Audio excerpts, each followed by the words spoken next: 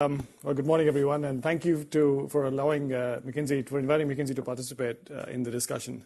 My name is Sri Ramaswamy. I'm based here in Washington, D.C., and I'm with the McKinsey Global Institute, which, for folks who may not be aware, we are basically McKinsey's economic think tank. And one of the things that we do in our economic research is combine the macroeconomic insights with sector-level differences to try to understand how things play out differently in the automotive sector versus the apparel sector, for instance. And then we also combine that with some very in-depth interviews with our clients on the consulting side, who tend to be these large companies that are driving these global value chains. And so what I wanted to talk about here was a combination of those sorts of things, right? Combine some of what you see in the data with what we're hearing from some of the companies. And so the perspective that we are starting to see from these companies is that there is a change in the global value chains, in the sense that there's one chapter that continued for the last 25, 30 years, and that chapter is coming to an end, and there's a different chapter now that's opening up when it comes to global value chains. And in some ways, it's a little bit more challenging, this new chapter, and in some ways, there's some opportunities. So I want to talk about that from the corporate perspective. So in terms of the, sorry.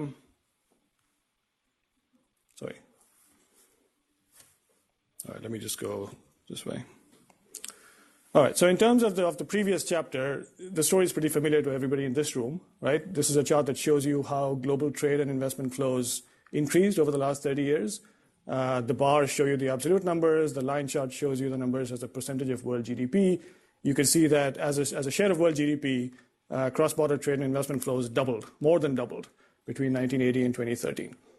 So what does this mean from a corporate perspective? Well, what it means is you had this significant acceleration in corporate revenue growth.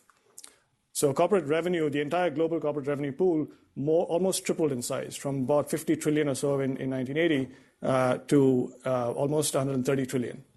And the majority of that, 50% of that growth, came from the growth of global value chains. So the sort of disaggregation of supply chains, this introduction of new intermediaries, created a whole lot more corporate activity. So the number of multinational companies during this period doubled. And that's not even counting all of the tax jurisdiction multinationals. We're not counting those here, right? So these are sort of genuine multinationals.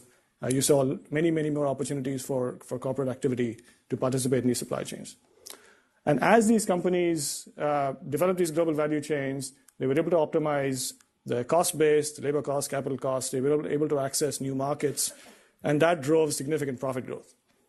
So over the last 30 years, you've seen globally corporate profits at record levels, right? And it's been a steady increase as you've seen this proliferation of global value chains. As the numbers in the circles give you the absolute numbers of profits, and the bars show you the profits as a share of world GDP. And basically, the lesson here is no matter how you measure it, pre-tax, pre-depreciation, post-tax, post-interest payments, doesn't matter. You see this record increase in corporate profits. Somewhere between 30% to 70% faster than world GDP was the growth rate of profits. So that's that first chapter. And what we're seeing now is over the last few years or so, you've started to see the story change. And that's what I want to talk about here, because this has implications for how countries participate, what you should be thinking about from a policy standpoint. And so one of those changes is what happened in the overall numbers, right, in the last 3 or 4 years. And so you can see that as a share of world GDP, trade and investment flows have either stagnated or in some cases have actually declined. And they've been declining slowly but steadily in the last 3 or 4 years. That's not all because of the story around oil. It is partly that, right? But if you look at what has contributed to that decline, certainly commodities in the first stage of processing have contributed about half of that decline. But the rest of that decline is actually in the manufactured goods value chains. And that's true both in terms of intermediate goods and in finished goods. And now some of this is because, as we all know about, the slowing growth, the economic uncertainty in Europe, the rebalancing of China, some of the issues around emerging markets and global growth. But a lot of this is actually, we think, the early indications of something that we've been hearing from companies for at least the last 7 or 8 years, which is this idea that over those 30 years of global value chain growth, the companies they got to a point where the supply chains were too long, they were too fragile, there were too many single points of failures, and they were starting to see if they should maybe pull back some of that activity, right? And so, what happened in 2011 in Fukushima in Japan was a big wake-up call.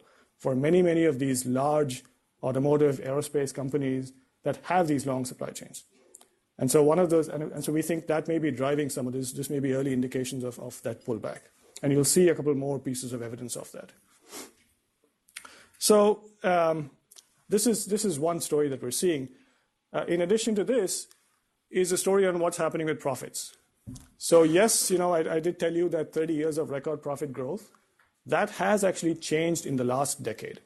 And so here's a chart that shows you, the bar charts give you that profit margin growth, 60% profit margin. But in the last 10 years or so, there's been this highly unequal distribution of those profits. And specifically, if you look at the sectors in the orange in the scatter plot on the right, those are the sectors that drive the majority of GVC growth, right? So machinery, manufacturing, automobiles, aerospace, consumer goods, those sectors are not participating in the profit boom anymore.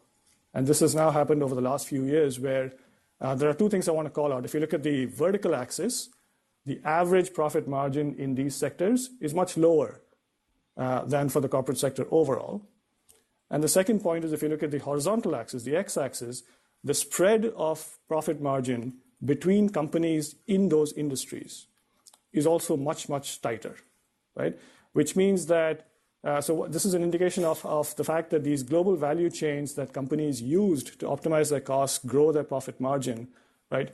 You sort of come to this common ground where all the companies are doing it. And so the ability of any company to exploit those GVCs to gain the benefits, that ability has gone away. So you've kind of got this point where I think, from a profitability standpoint, these companies are now trying to figure out what they can do to accelerate profit growth in this sort of scenario. So that's one challenge. The second challenge is, we talked about, Daria mentioned the idea that global value chains raise productivity. That's true. And that's certainly true from a country perspective. As countries start to participate in global value chains and as they move up the value chain, they do see higher levels of productivity. But from a corporate perspective, it seems like that may have played out. So one of the things we looked at was within a sector, at the firm level, what are you seeing in terms of productivity trends, especially in sectors that have already got these long established value chains. So here's an example of 3 companies in the automotive sector, Hyundai, Volkswagen, and Toyota. And there's a lot of stuff going on in this chart. But the point I want to make is, we looked at productivity from a volume perspective, right? So how many cars are being produced per employee? And Hyundai's got 2 to 2.5 times as many cars per employee. How many cars are being produced per plant? And Hyundai's got 2 to 2.5 times the number of cars produced per plant. And the cost base reflects that. The intermediate input cost for Hyundai is significantly lower. The GVC for Hyundai is much smaller and much lighter than the GVC for Toyota and Volkswagen, right? So in some ways, that growth over the last 30 years of GVCs has actually become a negative for some of these large companies because this is essentially becoming large legacy assets that are actually curtailing their productivity growth. Right? And so some of these companies are now trying to figure out how they should tackle this. Right? Now, this is not necessarily going to mean that they're going to shut down a bunch of factories because there's all sorts of exit costs and all sorts of reasons why you wouldn't do that. But this is one of the challenges that companies are trying to face. And this may be one of the reasons that, as you can imagine, global productivity growth, has been declining over the last decade or so. This may be one reason for it. Right? That the gains from those GVCs, we may have come to a point where it's now turning. And then finally, the last challenge when it comes to GVCs. And that is this idea that as those profits, so if the profit margins are shrinking in the sectors with high GVCs, where are they going, right? And where they're going is into the more asset-light parts of the global value chain. And so this is an example from the telecom sector. This is the US wireless telecom sector. It's just for the US market, but there is a GVC associated with this, right? And the global value chain is not just in terms of the devices, right? The iPhones and the Android phones that we all have, but also in the equipment that's part of the infrastructure for the telecom chain. So think about all the bridges and the routers that are part of this chain. And what you see is there's been a significant growth in the overall profit pool, as you see in the bars on the left. But if you see the average EBIT margins, you see that the more asset-light parts of the GVC are the ones that are capturing the margin. And then even within some of the asset-heavy portions, like devices or in terms of components, it's the asset-light companies within those asset-heavy portions that are capturing the profit margins. So if you think about Apple versus a ZTE, right, you can see that very clearly. In the component space, Qualcomm, Skyworks, these are all fabless semiconductor companies, right? They're part of the semiconductor manufacturing sector, but they don't have manufacturing facilities. They're all design firms. And so this is the other thing that companies are trying to deal with as they think about how to improve their bottom line, how to deal with these productivity challenges. They're also trying to figure out how to capture more of this asset-light portion of the value stream. All right, so what does this mean from a policy standpoint? So one thing I think this means is, when you think about the traditional ways that countries, the traditional endowments that countries use to try to pitch themselves as investment destinations to participate in GVCs, it's usually these sorts of things that you see on the screen, right? If it's, it's labor cost, it's the infrastructure, it's, other sorts of endowments in terms of energy or resources or a general sort of favorable business climate. But increasingly what we're hearing from companies is what really is starting to drive their location decisions is two other factors. One is demand. So they're trying to figure out, as they shorten their supply chains, they're trying to figure out, okay, where's the market growth? And I want to be as close to the market as possible, not just for the final assembly, but increasingly for the tier one suppliers.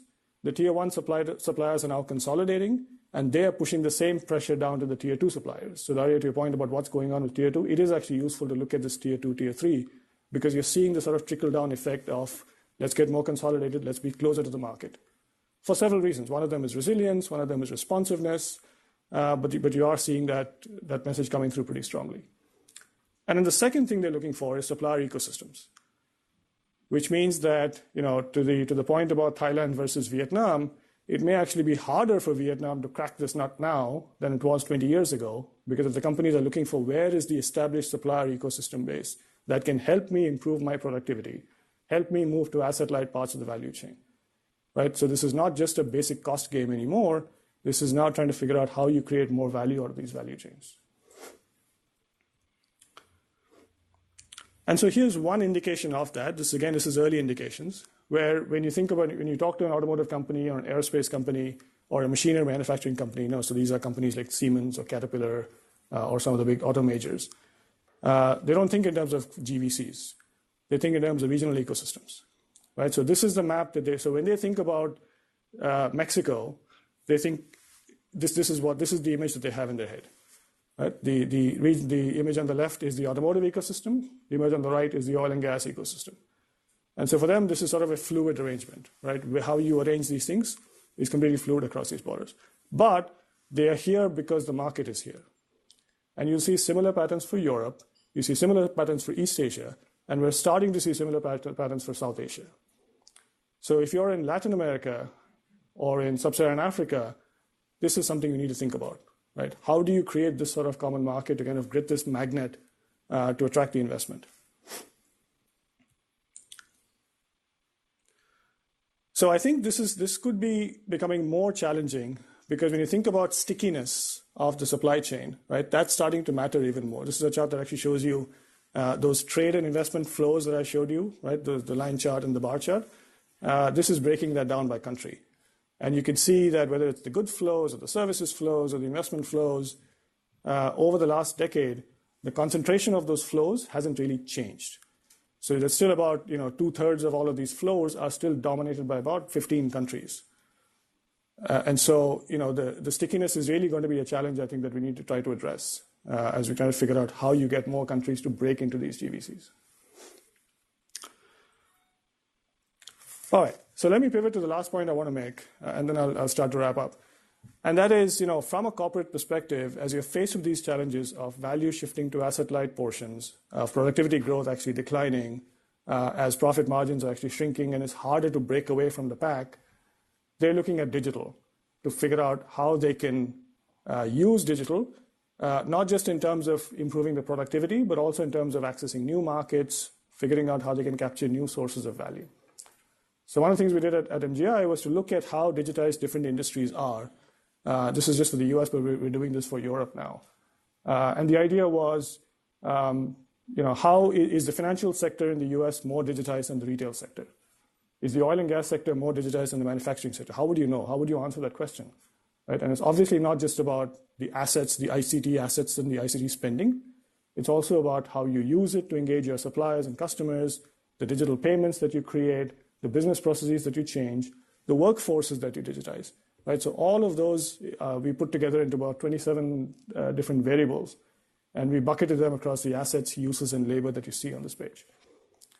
And when you do that, the thing that jumps out is the industries that have the large GVCs are industries that generally are laggards when it comes to digitization.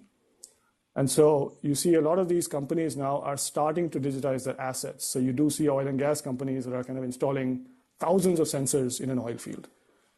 But they're still figuring out what to do with the sensors. So one company that we looked at, when you look at the amount of data coming back from the sensors, less than 1% of the data is actually being used by software in the operations, in the day-to-day operations of the oil and gas company. So there's a long, long way to go in terms of assets and uses, right? But this is something that a lot of these companies are looking at very closely to figure out how they can extract more value. And this goes to Daria's point about services as well, right? So if you think about digital, you're actually increasing the role of services, whether it's in terms of analytics or design or development or maintenance. All of those service-oriented aspects of the GVC are likely to get more and more value extracted. Now, the other advantage, in a way, the opportunity, is that having these digital platforms could actually make the GVC participation much more broad-based.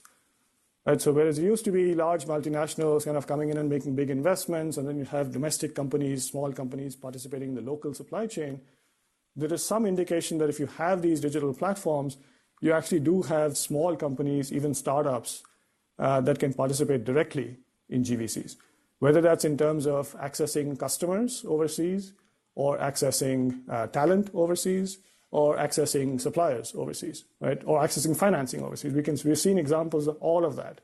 It's still early days. This is a pretty small survey that we did. But even in this small survey, we kind of struck by the fact that 86% of the startups we looked at are engaging in some sort of cross-border activity on a digital platform, right? So there are some opportunities for that. The challenge on this front, from a developing country standpoint, is that the infrastructure is just not there yet to participate in these sorts of digital flows. This is a chart that we looked at participation in global flows in terms of goods, services, finance, and in terms of digital flows as well. And there's a lot of numbers, and your head can explode if you look at all the numbers. But the point is to look at the colors, right? And you see that it's really the emerging economies or the developing countries in the light green tend to be laggards in participating in these digital flows.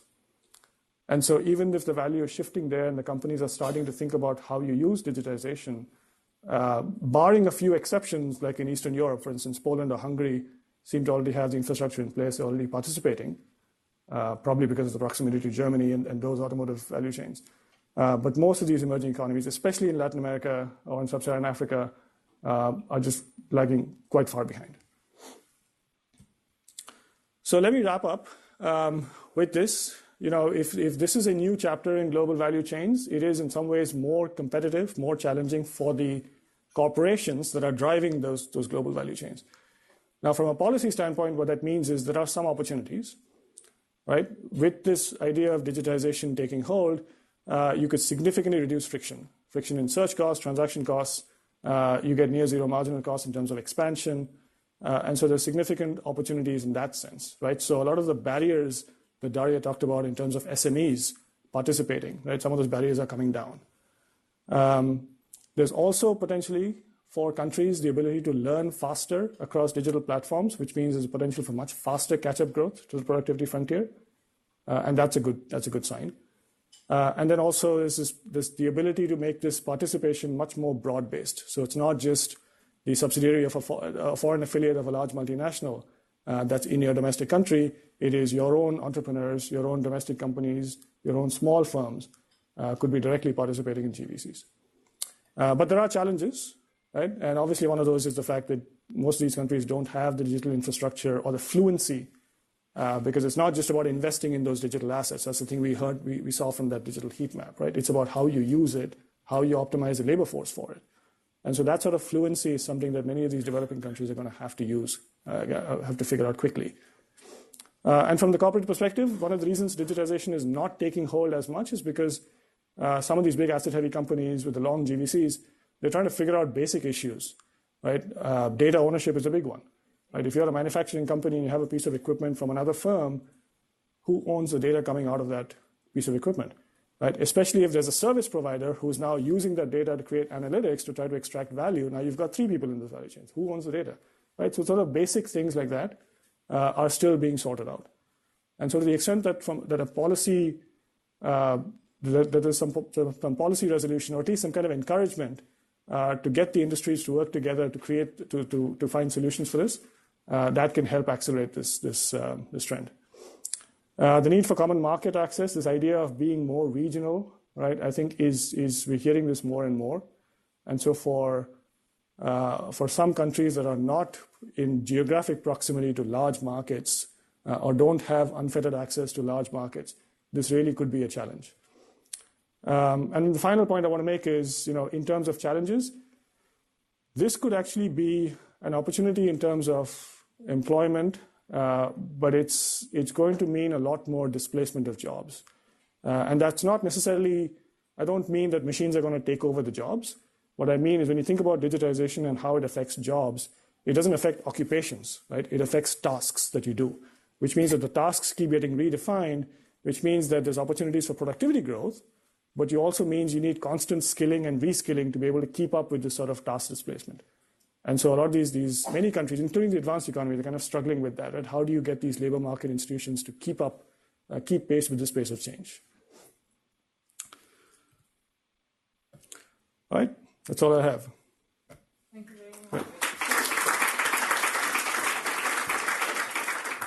We have 10 minutes for broad questions. What about the private sector presentation and Daria's view from the World Bank and Daria?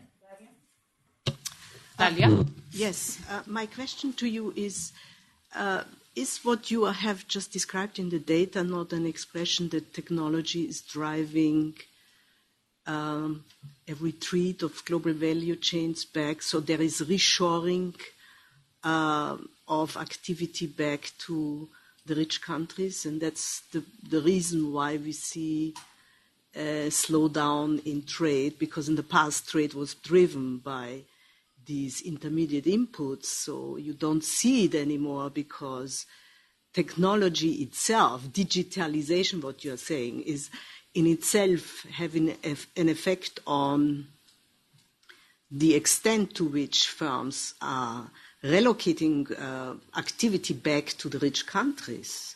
Because if labor costs do not matter that much anymore, then you might as well have the activity located in a country that has high wage costs. So isn't that what is going on?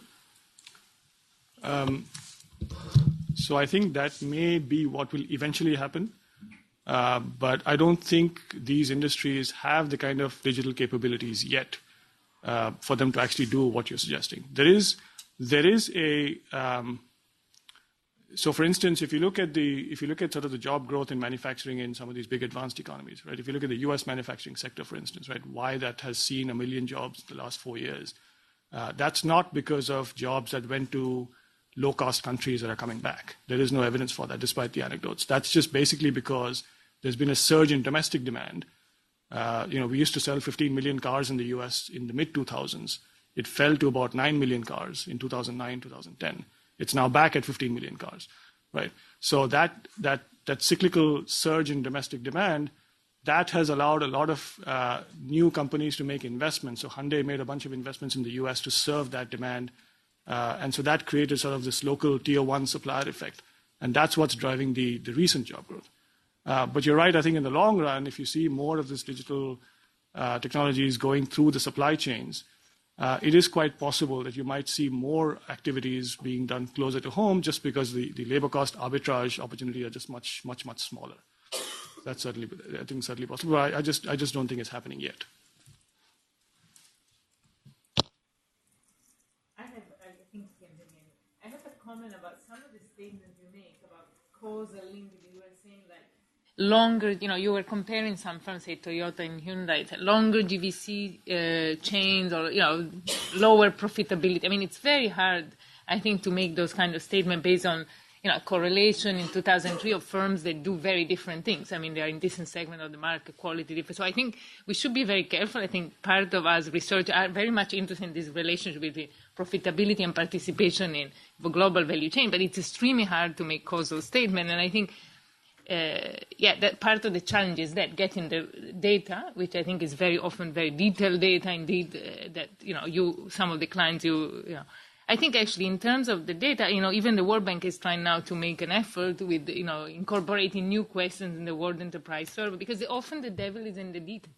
You really want, I don't know if I was wondering where a lot of your data was coming from. If it is about your clients, these clients will not be random. There will be selection. It's extremely careful. We have to be careful drawing conclusion based, what are the sample of firms we are looking at. And another thing that I was puzzled, some of your analysis was at the industry level. You said this industry is using these practices or this, digitalized or not. I think a lot of the evidence that comes out from recent studies like Nick Bloom and others, on managerial, actually we'll hear probably later Kalina Manova will present work on, or will discuss some of the work on managerial practices. And you see a lot of variation within firms across industries. So I think there's enormous variation and heterogeneity. So I was surprised that actually you were talking about industries rather than firms, because we know that within industry, in terms of managerial practice, there's enormous variation, even in the US for narrowly defined industries. That was just broad comments from the academic. So just two quick responses to that. One is you're absolutely right, that there is a lot of heterogeneity even within industries in terms of company performance and capabilities. On the digitization work, that's actually what we're looking at now. You can actually already see, we have this thing called the digital quotient that looks at even within industries, you see these significant variations on how well companies do in terms of building out their digital capability or using digital to engage their suppliers or customers. You are correct that you can't draw causal linkages, right? So I hope I have not kind of said anywhere that this is happening because of this. But certainly one of the things you did see is in terms of the profit growth, you did see a lot of the profit growth was because of significant cost declines. Relative to revenue, you could see if you look at cost of goods sold, for instance, you did see some pretty significant declines. And you also saw those, now in some cases it actually does make sense to look at the industry, not the firms, because there are some things like the profit margin growth, for instance, where what applies to the firm also applies to the industry, at least for the largest players. Right? So if you look at the spread of profits in the automotive industry, and they're all shrunk, right? And in that, by the way, we are adjusting for the fact that you're not going to include a Daimler or a BMW in the same equation as you use a Hyundai, right? Because they operate in different market segments. But you do see, if you see at the industry level, you see this sort of really short, tight band of companies, then you tend to get a little bit more comfortable that, okay, I can probably say something about the industry overall because the firm level differentiation is not that strong. But you're absolutely right. I think you do have to be careful about causality versus correlation, but it's striking that there are so many things that you actually see that are seeing that correlation.